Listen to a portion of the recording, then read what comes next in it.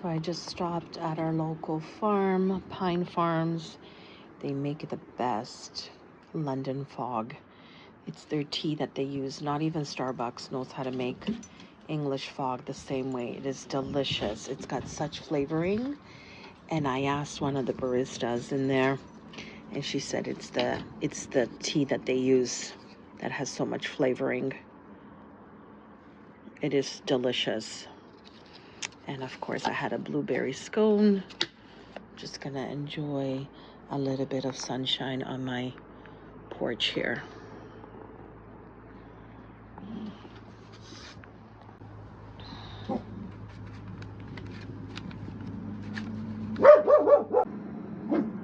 Look how it's full of blueberries. It's just packed. It's delicious.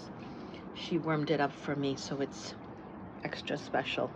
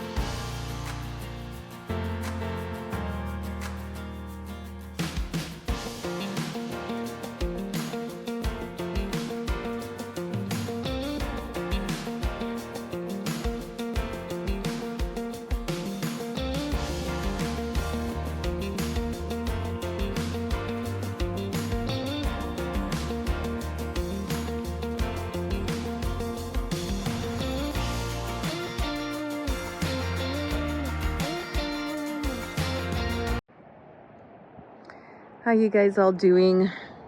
We're in the middle of March. We're almost there. There's still lots of snow here in Canada, but the weather's getting nice and it's warmer. I just wanted to remind you guys that if you like my content, please like and subscribe. It will help me. It will also give me the encouragement to, to keep going, that this is a channel that people want to join and see my little life here in north of Toronto. So that will give me also encouragement to keep going. So please like and subscribe, guys, and hope you enjoy this video. Hope you enjoy making this for your family as much as I do. It's one of those hearty meals, even though it's meatless. You could add meat if you wanted to, but it's meatless when we make it. It's delicious and my family loves it. So even though there's still snow on the ground, it's, I think, 14 degrees right now. It's really beautiful. It's really sunny. I'm out in my shirt. I did have a sweater this morning, so this is typical weather. So yeah, let's go make that eggplant and make those boys happy. Satisfy their little tummies. Find any of the small eggplants, and if you're gonna make this, just trust me, the larger eggplants are okay, but they're not as flavorful and they don't get as soft as the little ones. So if you're gonna make this and go by my recipe, then please make sure that you're gonna find the small eggplants. If you can't find them, keep looking and only make it then. It makes a world of a difference. It's the same with, cucumbers and stuff like that. So look for the small eggplants and it will be perfect. It's a really warm day today. And yeah, let's go make that pasta for them. When you have 3 boys asking you to make different meals all the time, you got to get creative, but that's one of their favorite. So I usually like to make it with penne. I only have spaghetti, and that's what they asked for. So spaghetti it is. Power in numbers. We're so lucky that we get to have these beautiful eggplants here, even in the winter. I didn't even look at the bill. I knew I wanted to cook it, so I didn't even check how much 2 eggplants were. Okay, so let's not worry that my pan is too full. Eggplant does shrink, and this is the perfect amount. Now we're gonna add red onion. Don't use any other onion. I find the red onion works the best. And so we'll cut this and see how much of it we'll use. So I'm gonna use half of that large onion that I just showed you. I think that's perfect balance. You don't wanna overdo it. And now on medium heat, you just be very patient. Keep an eye on it. Do not leave it and walk away. And just let this simmer. So I've already added salt, and now I'm going to add Mrs. Dash. I always add this to my vegetables. It just enhances the taste. Okay, so keep turning it. The salt will help the eggplant release some moisture. Don't cover this. Be patient with it. And so make sure to caramelize the vegetables properly. Nobody wants to bite into, a hard piece of eggplant. So please just be patient with it. Babysit the pan and just let it caramelize. Be patient. So as this is caramelizing, the onion is releasing its sweet flavor. Lower the heat if you feel it's burning. So it smells so good, guys.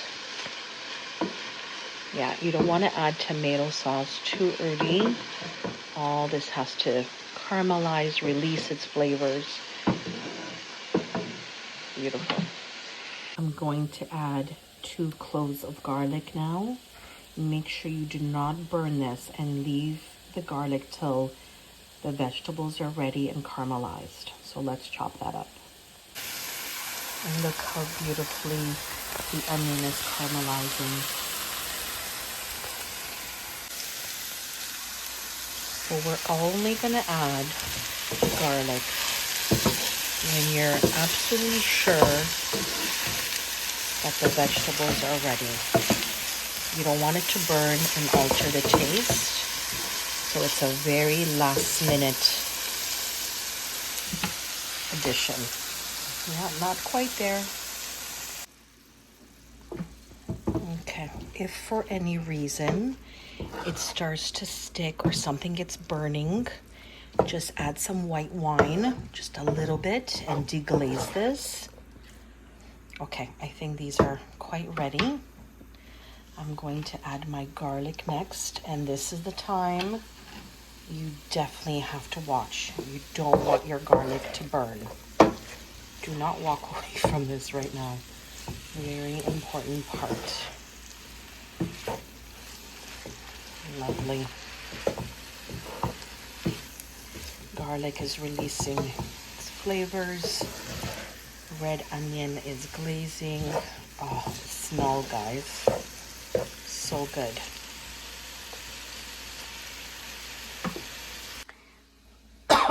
Sorry. Okay, so the next step is choose whatever tomato texture that you like. If you want to use the pulpa, you can. You can use chunk tomatoes. It's all about texture. In this situation, I'm going to use the muti marinara and a little bit of the spicy sauce. So let's add that in. Do you see how it's shrank? So it looks like it was so much that it was going to overflow on the pan, but it definitely has shrank. Okay, so now we're going to add the tomato sauce. Let's do that first. And then a little bit of the spicy. Now let's mix it all together. Smells delish. Now that we have our sauce, we're going to add our beautiful Kalamata olives, our capers, and now we're gonna let the ingredients just marry each other. So you're gonna leave this for, use your judgment, about 15 minutes on low. You can add some water, you can add wine, whatever taste buds that awaken you. Yeah, you don't want it to boil. Started to bubble right there. You just want it to simmer and get all the ingredients mixed in together. It smells delicious. Also, I need to mention, don't reduce the liquid so that it's paste. We don't want that. We want it to be runny. We don't want it to be pasty. So I'm keeping it on very low. This is just to mix the ingredients together and let the flavors go into the tomato sauce. So do not walk away from this. Watch it, reduce the heat. Do not make this into a paste. So yeah, do not rush this. You don't want to just combine the ingredients and then serve. You really want this to absorb all the beautiful saltness from the olives and capers and the taste of the eggplant. Yeah, you want this to be cooked very slowly with time. Do not walk away from it.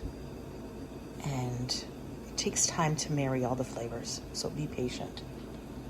So I've had this dish in Italy and I've had it at friends' houses, and if it's just not cooked properly, you can really mess it up. Nobody wants to taste raw onion or, one being hard, one being soft. You need to give this time and love and attention.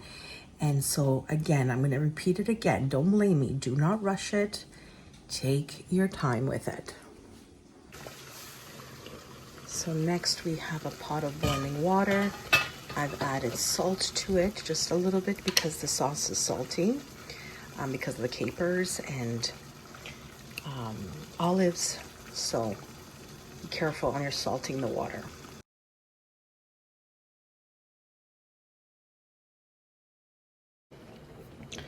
Let's give this a little try. So I've talked about this cheese before. It's Pecorino Romano from Costco. I think the whole thing was $20, and it's probably the best cheese that I've ever tasted. And it has the least amount of preservatives and chemicals. When you read through it, you will understand. It's got such good flavor. So that's what I'll be adding to my pasta. So I looked everywhere today for fresh basil, could not find it. But if this was summertime, definitely garnish it with fresh basil. So add some of that beautiful cheese.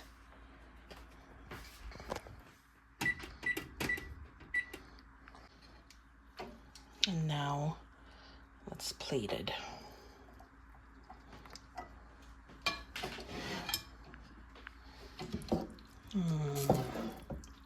Guys, you will not regret making this.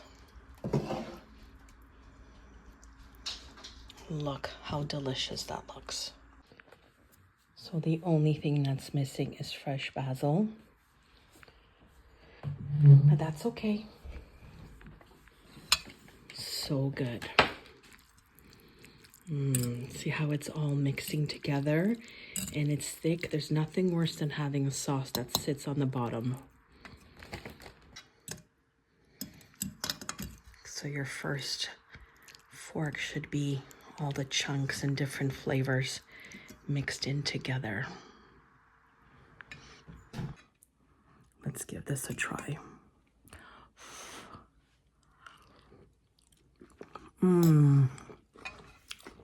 Guys, it's perfect. It always comes out perfect, delicious, and you have to make this.